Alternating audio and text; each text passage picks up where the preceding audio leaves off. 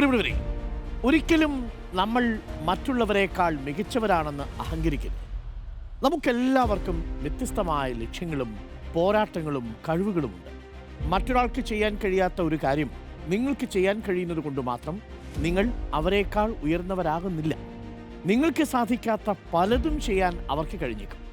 ചതുരംഗത്തിൽ രാജാവിനോ കാലാളിനോ തനിയെ നിന്ന് ഒരു കളിയും മുന്നോട്ട് കൊണ്ടുപോകാനാകില്ല. ഒരു രാജാവും ഒരു യുദ്ധം ഒറ്റയ്ക്ക് ജയിച്ചിട്ടില്ല. ആരും ഒരു പദവിയിലും ആയുസ് മുഴുവൻ ചെലവഴിക്കാറില്ല. പകരക്കാരില്ലാത്ത ഒരു പദവിയുമില്ല. സ്ഥാനപ്പേരുകൾക്കപ്പുറം വളരാത്തവരെല്ലാം സ്ഥാനമൊഴിയുമ്പോൾ അപ്രസക്തരാകും. ഒരു സ്ഥാനത്തിൻ്റെ വലുപ്പത്തേക്കാൾ ആ സ്ഥാനത്തിരിക്കുന്നവരുടെ സ്വഭാവ മഹിമയായിരിക്കും ആളുകളെ ആകർഷിക്കുക. അതുകൊണ്ട് കരുണ കാണിക്കുന്നത് ഒരു ശീലമാവുക. അതിന് വലിയ പണച്ചെലവൊന്നുമില്ല. ഓർമ്മിക്കുക, വിനയമാണ് യഥാർത്ഥ ശക്തി.